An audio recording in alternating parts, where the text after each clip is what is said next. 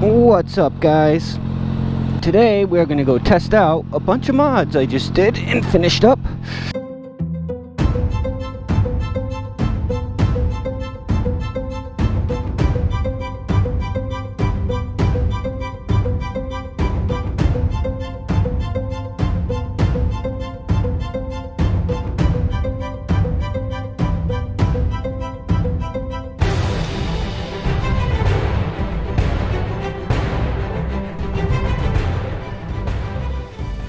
New Motion Pro Revolver kit, a quick throttle, got a bunch of different reels that come with it. You can change them out pretty easily. At this moment I have the 45mm on it, I believe. I also adjusted the clutch, so you gotta see how everything pans out here. And then the biggest thing is I got my computer back from Schnitz Racing and they flashed it for me. And look at that mileage. 11,111. That's got to be good luck, right? You're gonna see how this goes. Hopefully everything's bolted up good, and we're gonna see.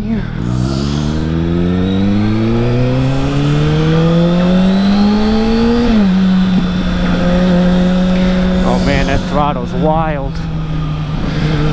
I'm not used to not having to twist my wrist just to get going.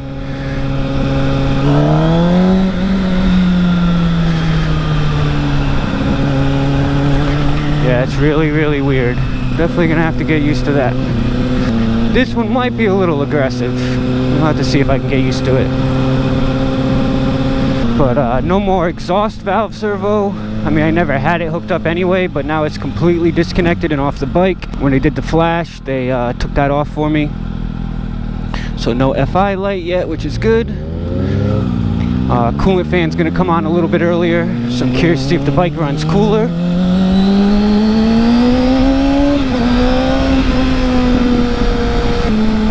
It definitely feels smoother. Ooh, no popping on deacceleration. That's nice.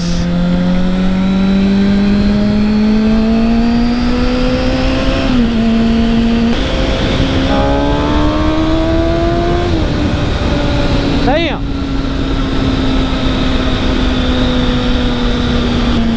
Well, that's pretty aggressive.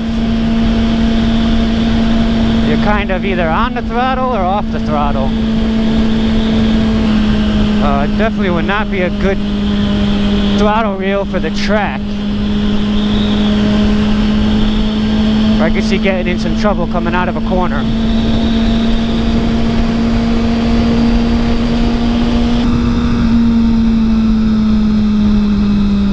Oh, there's no popping on deacceleration at all. So far, not even a little bit. The flash consists of a 500 RPM increase to the red line, so 15,900 RPM now. It includes taking off the top speed restriction.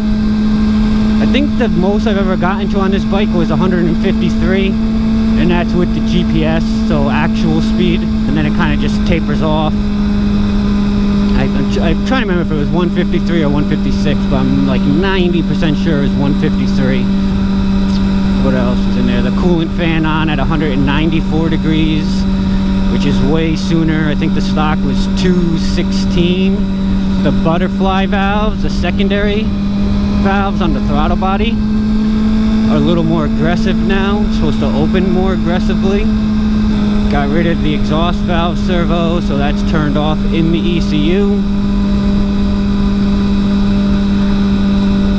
And more horsepower from 10,000 RPM up because of a upgraded ignition map. Overall, just incredibly smoother. I might go down one size on the throttle reel, see if that's a little bit easier to control. Like I said, this is pretty aggressive, but clutch feels good.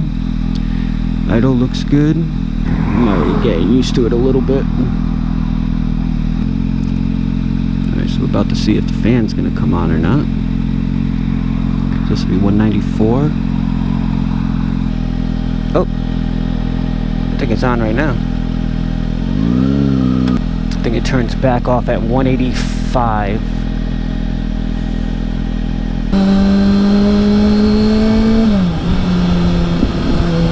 Nope, little pop. I definitely have to say the smoothness is the biggest noticeable factor so far. So smooth. Going on and off the throttle, like way, way smoother. Like it used to be jerky,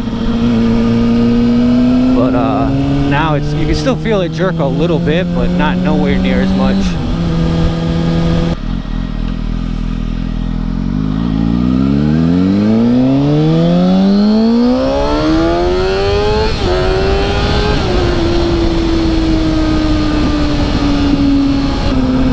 Now we get to test the jerkiness in 4th gear.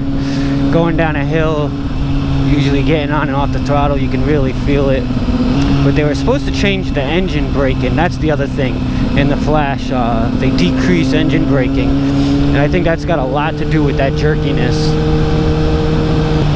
Yeah. You used to get off the throttle before and your whole ass would slide forward because the bike would just be like, wah. Yeah, it's still there a little bit, but nowhere close to what it was. I don't know what the fuck, this guy's texting or what? Keeps looking down and swerving all over the place. Dude, come on, get off your phone. Oh, great.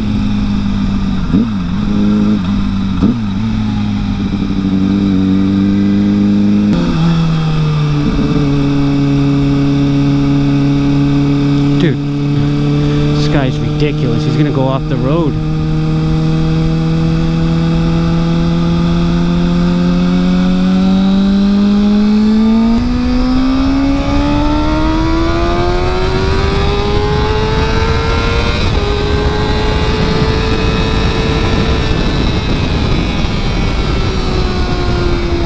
One eternity later. What's up, guys? Here we are on day 2 of testing. Got the new throttle tube kit and Schnitz ECU flash.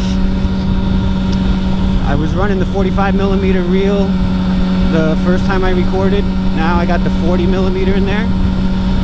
40mm, much, much better. I'm sure a lot of people could get used to the 45, and if you like a really snappy throttle, then you could probably get it to work for you. For me, the 40 is much smoother, and you got a little bit more middle to it. So with the 45, it's pretty much light throttle or full throttle. With the 40, you got, you know, light throttle, mid throttle, full throttle. So a little bit more give with it. I'm really liking the 40 on here.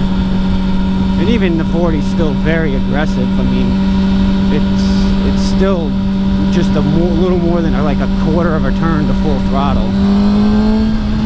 So, let's see what we can do right here.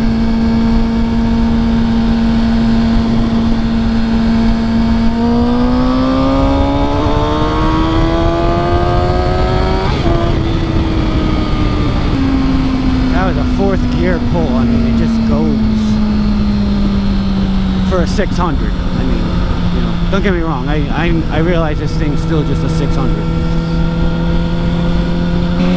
Tell you the other thing that doesn't help is it is hot and humid. Very humid. I did wrap the bottom of my airbox in heat tape. I got a package off Amazon for 10 bucks. Seemed like a cheap enough thing to do while I had the airbox out when I was doing the valve cover gasket. Maybe it makes a difference, maybe it doesn't. At this point, what I need to do is find some other fast 600s and see how exactly the bike is stacking up. Preferably a newer ZX6R, brand new R6, something like that, just to really see how does a 12-year-old bike stack up against a stock new 600. But when I bought this bike new, it was only $89.99, so $9 grand. You know, now to buy a ZX6, what are you looking at, like $13,000? Now, of course, you're getting way more electronics on them and stuff. But I guess what I'm mainly curious of is, are you better off spending 13 grand on a brand new bike, then putting some money into it, or spending 5 grand on a used bike and having a lot more money to put into it, as long as the bike, you know, was well maintained and has a little mileage on it. The very last thing I have to do on my bike is the header. As far as major parts go, that would be the last big thing. Yeah, so basically header and a good tune. Alright, so back to the main point of the video. I talked about the throttle. I definitely think it's a great upgrade, probably for any bike.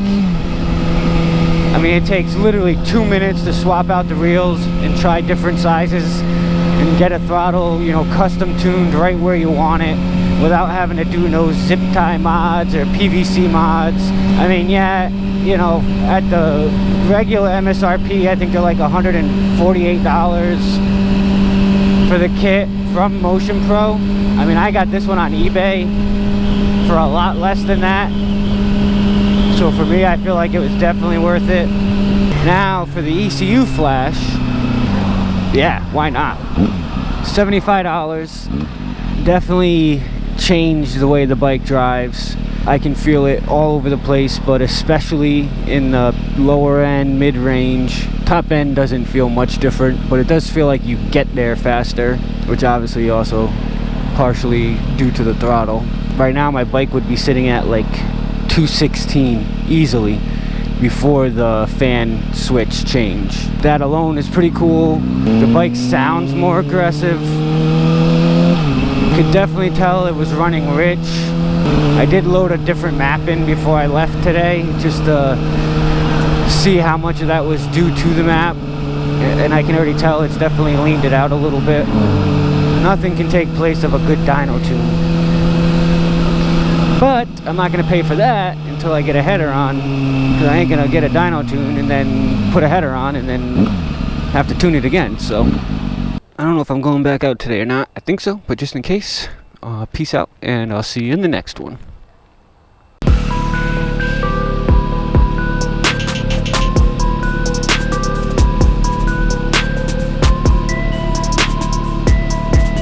I mean, this traffic is just ridiculous. Wow, really.